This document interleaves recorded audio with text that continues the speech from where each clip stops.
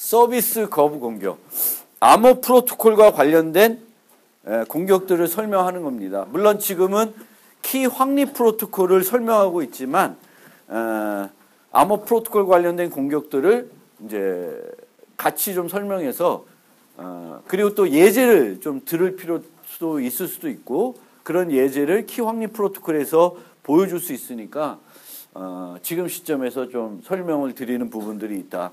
그래서 꼭 여기에 나온 공격이 키 확립 프로토콜에서만 나오는 에만 적용이 되는 프로토콜은 아니다.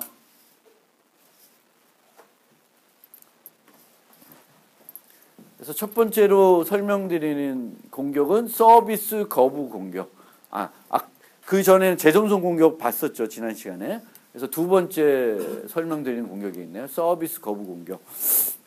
보통 서비스 거부 공격은 암호 프로토콜을 잘 설계를 해가지고 방어할 수 있는 공격은 아닙니다. 서비스 거부 공격이 뭔지는 알죠? 그래서 보통은 트래픽 또는 접속량을 늘려서 서버가 더 이상 서비스를 못하도록 하는 거예요. 그게 서비스 거부 공격이고 실제 많이 나타나긴 하죠. 가끔 뉴스에서 나타나죠. 분산 서비스 공격이 있었다. 그래서 요즘은 서비스 거부 공격도 한 컴퓨터에서 내가 공격하는 것이 아니라 내가 여러 컴퓨터를 감염시켜서 내 대신에 그 감염된 컴퓨터들이 공격을 하는 분산 서비스 거부 공격들을 주로 하게 되죠. 그래서 이 서비스 거부 공격을 분류하면 두 가지로 분류한다고 하는데 연결이라는 커넥션이라는 것도 한 가지 자원으로 보면 다 그냥 분류와류로 볼 수도 있어요. 어떤 자원을 소모시키는 거예요. 그게 연결이 됐든 또는 뭐 배터리가 됐든 CPU가 됐든 뭔가를 소모시켜서 서비스를 정상적으로 못하게끔 하는 거죠. 그래서 특히 우리가 이제 자원 소모 중에서도 전원을 소모시키는 특히 모바일 서비스에서 뭐 센서 네트워크 같이 아주 작은 센서들을 뿌려가지고 산이나 뿌려가지고 뭐 화재를 감시한다든지 그럴 경우에는 센서들의 배터리를 소모시키면 수명이 다 해버리는 거죠. 그래서 서비스가 안 되는 거죠. 화재를 디텍트를 못하게 되는 거죠. 그래서 그런 공격들이 이제 이루어지겠습니다. 자원 소모 그리고 그 중에서도 연결 소모. 이 연결 소모는 뒤에 또 그 설명이 하나 나오겠지만 보통 서버가 동시에 서비스할 수 있는 그 클라이언트 수가 정해져 있을 수가 있어요. 뭐 이 컴퓨터는 이 서버는 100명을 동시에 서비스할 수 있다. 그러면 현재 100명을 서비스하고 있으면 또 다른 요청자가 들어오면 그 요청은 처리를 못하게 되는 그런 문제가 있죠. 그래서 그거를 연결 소모 공격이라고 합니다. 그러니까 보통 요즘은 또 이거를 방어하기 위해서 그 서버가 동시에 서비스할 수 있는 클라이언트 수의 제한을 안 두는 방식도 하고 있습니다. 근데 서비스 거부 공격은 완전하게 막는 것은 불가능해요. 그래서 서비스 거부 공격이 이루어지면 평소보다 트래픽의 모습이 달라지는 거고 보통은 네트워크 보안 기술을 써서 패킷들의 양, 패킷들이 오는 형태 이런 걸 보고 서비스 거부 공격이 일어났구나 해가지고 패킷들을 못 들어오게 걸러내거나 그 좀비 PC들을 찾아서 이제 걔네들을 다운시키는 거죠. 그래서 이 암호 프로토콜에서 이런 것들을 방어하기보다는 네트워크 보안이나 다른 기술을 써서 이제 방어를 보통 하게 됩니다. 서비스 거부 공격은. 그런데 요즘은 프로토콜을 만들 때도 약간 서비스 거부 공격에 대해서 가능한 어떤 필요한 요소들을 그 프로토콜에 반영하자라는 그런 움직임들이 있습니다. 그래서 첫 번째로는 상태 기반 프로토콜을 비상태 기반으로 바꾸면은 앞에서 얘기한 요 공격에 대해서 좀 더 강건해질 수가 있다라는 겁니다. 그건 무슨 얘기냐면 보통 서버와 클라이언트가 요청이 들어와서 연결이 되면 세션이 형성이 되고요. 그 세션은 이쪽에서 끊기 전까지는 계속 이루어져요. 그래서 우리가 구글에 접속해가지고 계속 달래면 그 세션이 유지된 상태로 있는 거예요.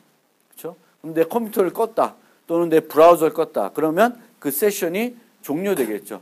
뭐 내가 구글에 접속했다가 다른 데를 가면 뭐 또 끊길 수도 있죠. 그런데 이런 사용자가 지금까지 어떤 요청들이 했는지를 서버가 보통은 보관하고 있어요. 그러면 그 접속된 클라이언트마다 서버는 일정한 정도의 정보를 유지하고 있는 거예요. 정보들을. 그리고 또다시 그 클라이언트가 어떤 요청을 하면 기존에 어디까지 요청했지, 뭘 했지를 보고 지금 요청을 바탕으로 또 서비스를 하게 되는 거예요.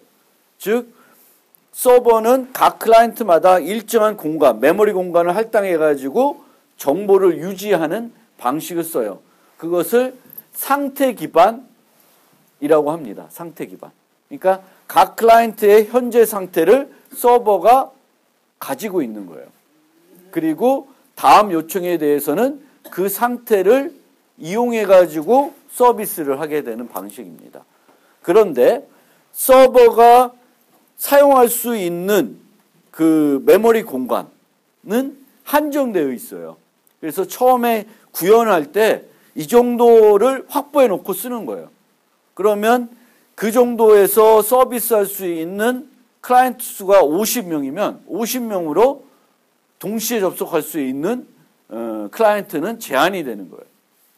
정보를 50명의 정보밖에는 저장하지 못하고 있으니까. CPU 능력이 부족한 게 아니라 저장할 수 있는 정보가 그거밖에 안 된다. 그런데 이제 이 사람들이 얘기한 건 그러면 그 정보를 서버가 꼭 보관할 필요가 없다. 클라이언트가 보관하도록 하자. 그러면 서버는 메시지만 들어오면 그 메시지를 받아서 처리하고 기억해야 되는 정보들을 함께 그 클라이언트한테 주게 됩니다. 그럼 클라이언트는 그 정보를 가지고 있다가 다음 요청 때 그 이전 정보를 같이 주는 거예요. 그러니까 여기서 보면 상태 기반은 메시지 완이 클라이언트에서 오면 얘는 내가 지금 저 애랑 어디까지 했고 뭘 했는지 필요한 다음 서비스를 처리하기 위한 정보를 저장하고 있는 거예요. 그 다음에 얘가 들어오면 이 정보랑 이 정보를 이용해서 또 뭔가 서비스를 하는 방식이에요. 근데 이 방식에서는 C가 들어오면 메시지 반 받아서 메시지를 주고 나서 줄 때 상태를 같이 줘요. 그리고 자기는 아무것도 유지를 안 하는 거예요. 아무것도 유지를 안 해. 그러면 다음번에 요청이 들어올 때는 그 상태를 C가 같이 줘야 돼요. 그러니까 이 방식은 클라이언트의 부담을 늘리고 통신 비용을 늘리는 대신에 서버의 부담을 줄여버린 거예요. 그래서 서비스 거부 공격을 완화시키는. 아무리 접속이 많아도 받고 던져놓으면은 얘가 유지해야 될 정보도 없기 때문에 또 다른 애를 계속 처리할 수 있게 된다는 거예요. 좀 더. 뭐 동시 접속이 너무 많아지면 또 다른 현상 때문에 문제되겠지만 보관해야 되는 정보 때문에 서비스를 못하는 그런 문제는 비상태 기반으로 바꿔버리면 이제 그 거부 공격, 서비스 거부 공격에 좀 더 효과적일 수 있다라는 거고요. 여러분들이 실제 그 웹에서 브라우저에서 쿠키라는 걸 쓰잖아요. 이 쿠키도 결국에는 이런 거예요. 이런 방식이다라는 거예요. 쿠키라는 것은 원래는 서버가 보관하고 있어야 되는 정보를 클라이언트가 대신 갖고 있어서 그걸 줌으로써 서비스의 처리 속도를 좀 빠르게 하는 거예요. 그러니까 쿠키도 일종의 상태를 비상태 기반으로 바꿔버리는 거예요. 클라이언트가 보관하는 거야. 쿠키는 누가 만들어줘요? 서버가 만들어주는 거예요. 그래서 쿠키도 그런 일종이다, 그런 개념이다라고 이해해 주시면 되겠습니다. 그래서 서비스 공부 공격을 우리가 막는 방법, 상태 기반 프로토콜이면 비상태 기반으로 바꾼다. 그런데 여기서의 단점은 통신 비용이 늘어나고 클라이언트에게는 더 부담된다. 이런 거예요. 그리고 이제 이렇게 상태 기반이 되면 우리가 이 정보들을 일정하게 암호 기술 써서 보호를 할 수가 있습니다. 첫 번째로는 맥이라는 걸 써서 이 상태 정보가 중간에서 수정되거나 클라이언트가 임의로 수정하는 것을 막을 수가 있습니다. 상태 정보를 수정하는 것을 막을 수가 있어요. 쿠키 한번 수정해 보셨나요? 왜 우리 그 웹 프로그램 할 때 쿠키 같은 걸 좀 수정하고도 그러는데 뭐 그래요. 어쨌든 이 정보를 수정하지 못하게 막는 거예요. 맥을 하니까. 근데 맥이라는 거는 여기 사용된 키가 무슨 키예요? 대칭 키죠. 그래서 보통은 작성한 사람하고 그 맥을 생성한 사람하고 맥을 확인하는 사람이 키를 공유해야 되잖아요. 그리고 키를 공유하려면 키 확립 프로토콜이라는 걸 또 써야 되잖아. 그런데 여기서는 만든 사람하고 확인하는 사람이 같은 사람이에요. 서버가 만들고 다시 받아서 자기가 확인하는 거예요. 그러면 키 확립, 원격에는 누군 다른 사용자하고 확립할 필요가 있나요? 없죠. 그러니까 이거는 키 확립하지 않고도 대칭 키를 쓸 수 있어요. 그렇죠? 내가 암호에서 주고 나중에 그걸 다시 그대로 받는 거예요. 그래서 이 키는 서버만 알면 되는 키다. 그런 점에서 또 좋은 점이 있죠. 그 다음에 무결성 말고 이 정보까지 숨길 수도 있어요. 그러니까 비밀성까지 보장하는 거죠. 비밀성과 무결성을 동시에 보장할 수도 있다. 그러니까 내가 필요에 따라서.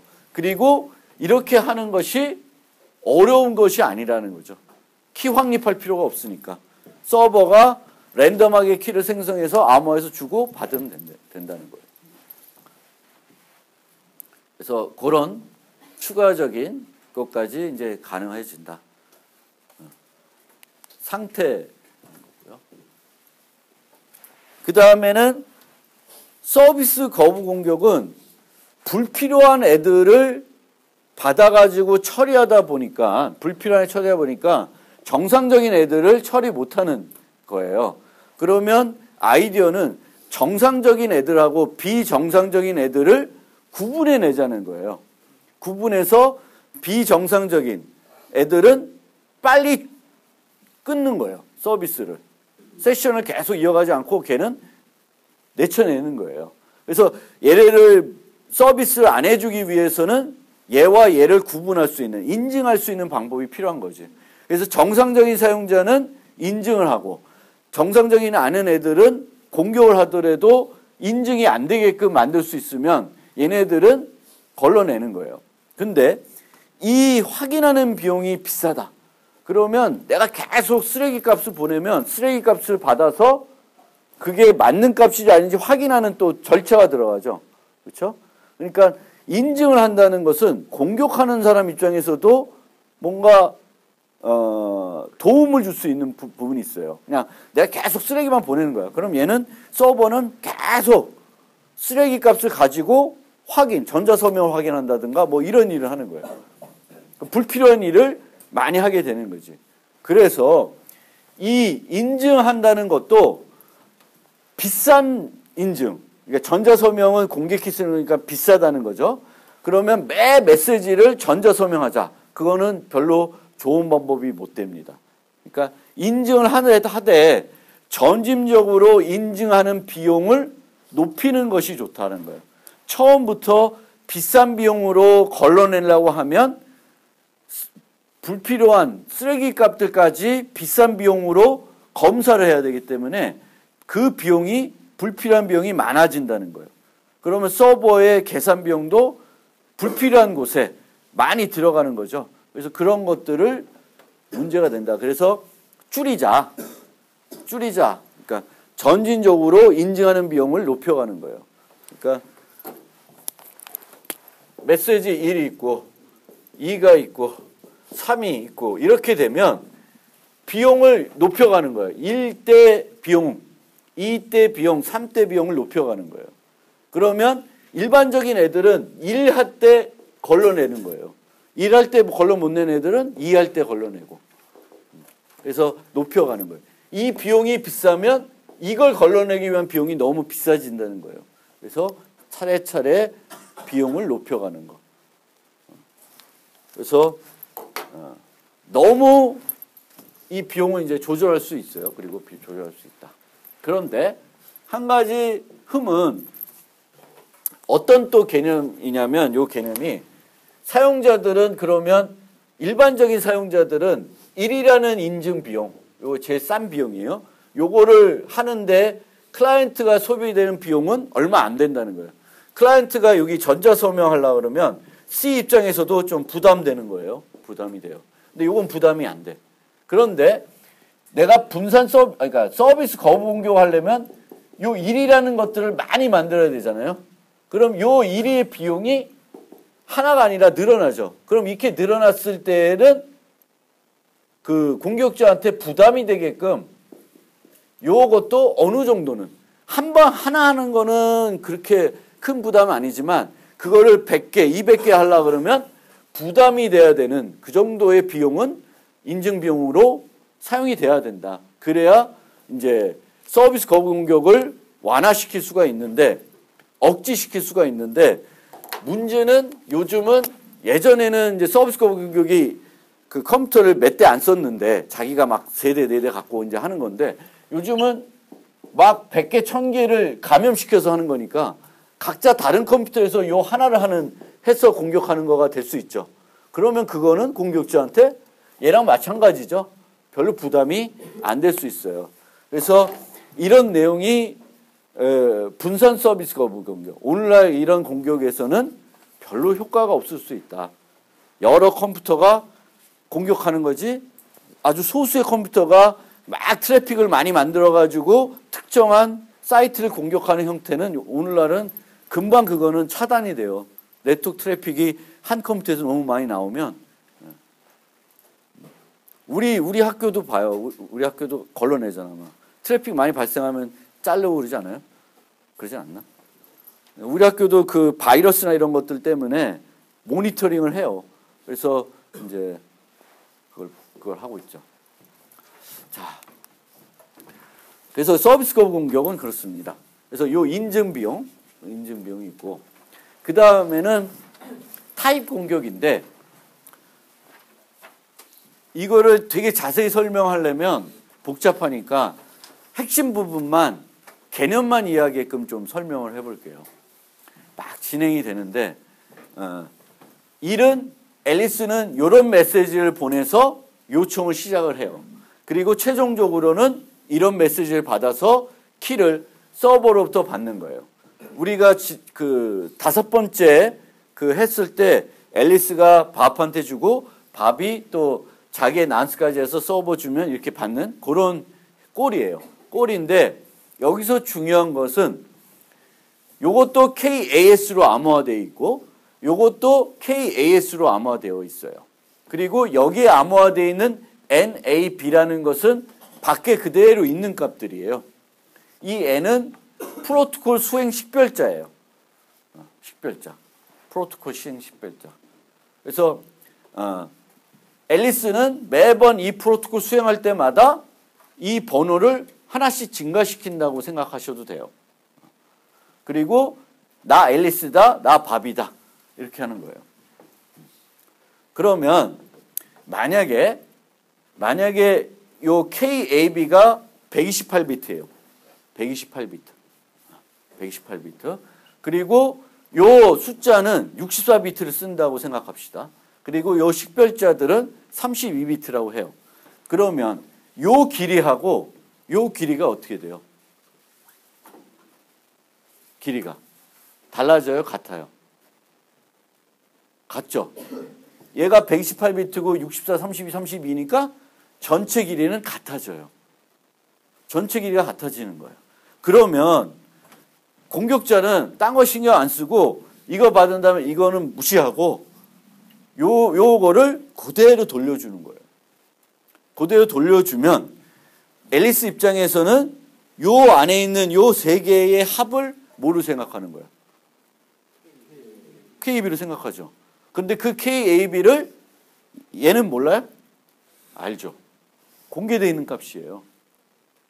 그래서 이거를 타입 공격이라고 이 문제점을 찾은 사람이 이렇게 제시한 겁니다. 즉 원래는 키가 아닌데 원래는 이게 우리도 이제 타입이 인트인데 더블 이런 거잖아요. 근데 얘네들은 키가 아닌데 키로 착각하게 하는. 그러니까 이 형태가 달라야 될 뿐만 아니라 막 재선소 공격하려면 달라야 될 뿐만 아니라 크기가 같으면 이 암호문을 여기다가 갖다가 쓸 수 있는 거예요. 다른 데다가. 그래서 크기나 길이도 이런 것들도 구현할 때 잘 생각을 해서 만들어야 된다는 거예요. 그래서 그냥 보면은 크게 문제가 있는 프로토콜은 아닌데 요 두 개가 이제 그렇게 되어 있어서 크기가 이것도 만약에 얘 길이하고 얘 길이가 다르면 이 앨리스는 얼마 크기의 암호문이 올지는 기대하고 있는 게 있겠죠. 근데 그보다 작은 게 오면 문제가 생긴 거지. 그래서 그걸 알아낼 수 있는데 만약에 같으면 이제 착각할 수 있다라는 겁니다. 그래서 그런 문제가 있습니다. 그러니까 같은 키로 암호화된 암호문의 길이가 다른 암호문인데 길이가 같으면 바꿔쳐가지고 그 두 개를 바꿔침으로써 어떤 공격을 할 수 있는 여지가 있다는 거죠. 그래서 그거를 잘 보셔야 된다라는 거고요. 그 다음에 되게 유명한 공격입니다. 이거는 Man in the Middle Attack. 중간자 공격. 그래서 키 동의, 디피-헬만 키 동의 프로토콜이 있었어요. 얘는 어떤 문제에 기반한 거다? 이산대수 문제. 그렇죠? 그래서 요 값을 보더라도 A를 계산 못 한다는 거죠. A를 선택해가지고 요걸 계산한 사람은 알고 있지만 G의 A승 값을 주면 A를 못 계산한다는 거예요. 그래서 원래 앨리스가 GA 주고 밥이 GB 주면 GAB를 계산해가지고 서로 똑같은 값을 가지니까 그걸로 키를 계산하고 키를 이용해서 메시지를 비밀스럽게 교환할 수 있는 거예요. 그런데 이 중간자가 중간에 위치해가지고 GA를 보낼 때 차단시킵니다. 못 가게 해요. 대신 GC를 줘요. 그리고 얘가 그러면 이제 GB를 주겠죠. A인 줄 알고 주면은 그걸 또 맞고 앨리스한테도 GC를 줘요. 그러면 얘가 계산한 건 GAC고 얘가 계산한 건 GBC예요. 중간자는 두 개 다 계산할 수 있어요. C를 알고 있으니까. 그렇죠? 다 계산할 수 있어요. 그러면 얘가 이런 키로 메시지 보내면 얘는 중간에 받아서 풀어봐. 아, 이런 내용이구나. 그래서 다시 K 프라임 암호에서 줘요. 그러면 앨리스와 밥은 중간에 이런 애가 있는지 전혀 인식을 못하는 거예요. 그런데 이 중간에 있는 애는 교환되는 모든 암호화된 메시지를 다 보게 되는 그런 문제가 있습니다. 이게 중간자 공격이에요. 그러니까 이자간일 때 두 명의 사이에 공격자가 자리해가지고 이 두 명이 모르게끔 모르는 상태로 인식 못하게끔 해가지고 교환되는 모든 메시지를 볼 수 있게 되면 중간자 공격이 가능하다고 합니다. 이처럼요. 그런데 이 프로토콜이 중간자 공격이 가능한 이유는 뭐냐면은 이 메시지를 받을 때 또 요 메시지를 받을 때 앨리스나 밥 입장에서는 이 메시지가 앨리스에서 온 것인지 또 어떤 다른 사람한테 온 것인지를 확인하지 않고 있는 것이 문제예요. 만약에 확인을 한다면 둘 다 지금 앨리스는 밥이랑 통신하고 싶고 밥도 앨리스랑 통신하고 싶으면 지금 오는 값들이 키 동일하기 위해서 오는 값들이 상대방인 건지를 확인해야 된다는 거죠. 확인하면 이런 공격이 가능하지가 않습니다. 그래서 확인하기 위해서 전자서명을 요 GA를 그냥 주는 게 아니라 GA를 전자서명해서 주는 거예요. 전자서명. 그래서 이제 앨리스는 장기간에 쓸 수 있는 서명키가 있는 거지. 그리고 얘는 각 요 두 앨리스와 밥은 상대방의 인증서를 갖고 있다. 이렇게 가정합시다. 그러면 이렇게 되면 중간자는 이걸 끊고 GC를 줘야 되는데 GC만 줘서는 얘가 안 쓰는 거죠. 뭘 줘야 돼? GC랑 앨리스의 GC에 대한 서명을 줘야 되겠죠. 근데 이 전자서명은 앨리스 외에는 못 만들어요. 못 만들기 때문에 중간자가 GA를 못 바꿔줘요. 마찬가지로 밥이 주는 것도 바꾸려면 이걸 바꿔야 되는데 이걸 못 바꾸는 거지. 전자서명 값은 중간자가 못 만들어냅니다. 그래서 이런 식으로 교환하게 되면 이제 중간자 공격을 방어할 수가 있고요. 여기에 이런 값들을 넣은 것은 강한 인증을 제공하기 위한 겁니다. 나 앨리스인데 나 지금 이제 밥이랑 너랑 하려고 하는 거야. 그걸 알려주는 거예요. 그럼 풀어서 거기에 B가 있으면 앨리스가 나랑 통신하고 싶은 거구나. 앨리스가 보내준 거구나. 그런 식으로 이제 할 수가 있습니다. 이렇게 되는 것과 기존에 요것만 교환하는 거를 비교해 보면 비용, 통신 비용도 늘어나죠. 예전에 그냥 기본 DPL만 GA, GB만 교환했는데 이제는 전자서명 값도 보내야 되죠. 전자서명 값. 생성해야지, 보내야지. 그리고 받은 사람은 확인해야지. 그런 비용이 추가되어 있는 거예요. 그러니까 통신 비용도 늘고 계산 비용도 늘었습니다. 하지만 중간자 공격은 방어를 하는 거예요. 그런데 방어하는 방법이 꼭 한 가지 방법만 있는 건 아니에요. 여러 가지 방법이 있고요. 인증도 이렇게 전자서명해서 할 수도 있지만 내가 서로 간에 인증할 수 있는 또 다른 방법이 있다 그러면 그걸 가지고도 할 수도 있습니다. 그래서 또 다른 방법이 뭐냐면 이 일본 마스모토라는 분이 생각해낸 방법인데 어차피 이 경우에는 또 다른 키가 있는 거죠. 그러니까 키가 있는 거죠. 장기간 키. 그렇죠? 장기간 키. 전자 서명할 때 사용되는 장기간 키가 있는 거예요. 중간자 공격을 막으려 보니까 인증을 해야 되겠고 인증을 하다 보니까 우리가 가장 쉽게 암호 기술에서 생각할 수 있는 것은 전자 서명이에요. 그래서 이렇게 이제 해결책이 나온 거죠. 근데 이 해결책을 보니까 비용이 많이 들어가. 그래서 그거 싫어. 근데 어차피 장기간 키는 있어야 되니까 그러면은 계산하는 세션 키를 계산하는 방법을 조금 복잡하게 바꿔버리자. 이렇게 바꿔버린 거예요. 이렇게. 그럼 이게 어떤 의미냐면 아까 노테이션이 조금 바뀌었는데 GA, GB 줬는데 지금 GX, GY 준다고 치고 그리고 이 GA, GB 값은 여기서 요 B, 여기서 요 A는 얘의 개인키, 얘의 개인키라고 생각하시면 돼요. 공개키에서 YA는 얘의 공개키이고 A는 개인키예요. 그래서 이거는 한 번 쓰고 버리는 게 아니라 오랫동안 쓰는 전자 서명할 때 쓰는 뭐 이런 값이에요.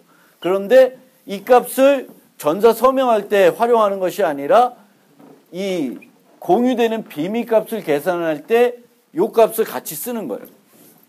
요 값을 A, B를. 그러니까 교환되는 값하고 요 값을 같이 활용하는 거예요. 받은 값을 내 장기간 키로 그리고 상대방의 장기간 공개 키를 내 개인 키로 그러니까 요 랜덤한 키로 암호화를 그러니까 제곱승을 해가지고 이런 식을 만들어내는 거예요. 그러면 여전히 이 GX, GY는 인증이 돼서 교환되지 않죠.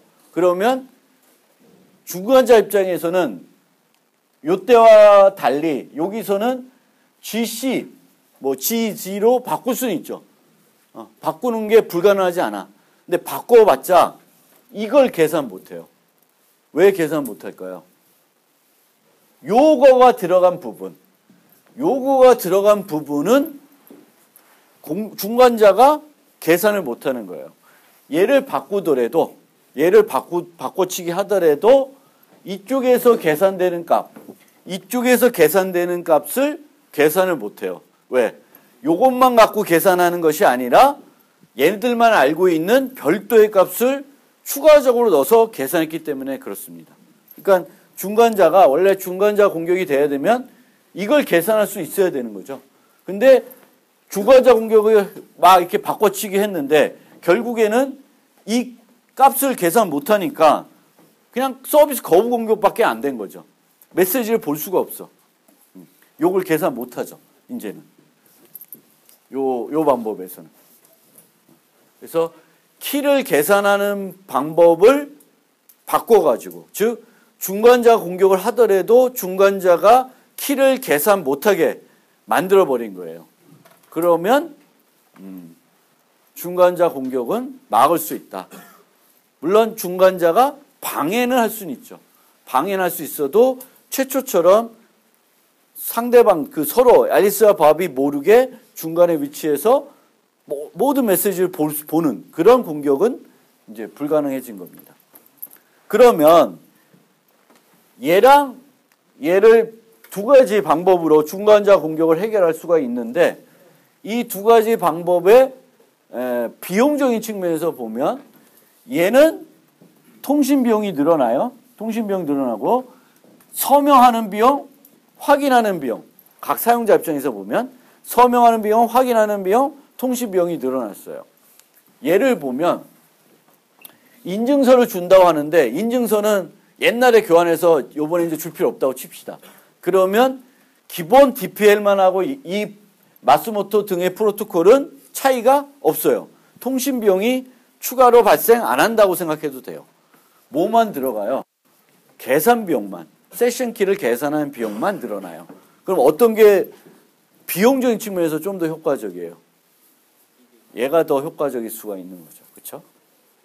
그래서 그런 식으로 우리가 이제 어떤 문제가 생기면 그 문제를 해결하기 위한 방법들을 찾아내고 그 방법들이 여러 개가 있으면 둘 다 똑같이 안전하다 치면 둘 다 문제를 해결한다고 쳤을 때 효율성을 따져서 효율성이 좋은 거를 더 선호하는 거가 되겠죠. 그래서 그렇게 이제 개념들이 갑니다. 이 부분은 다음 시간에 설명해야 됩니다. 네.